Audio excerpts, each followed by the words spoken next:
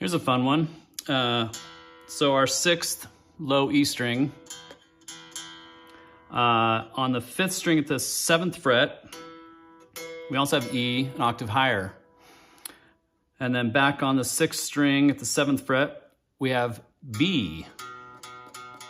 And then back on the fifth string at the fifth fret, we have D. So we got low E, octave higher E, a B, and a D.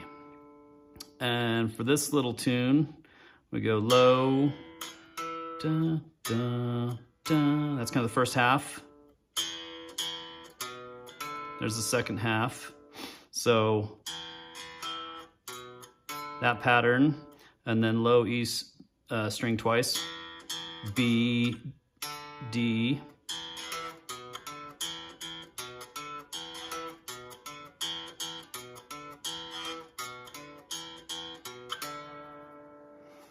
you might recognize that.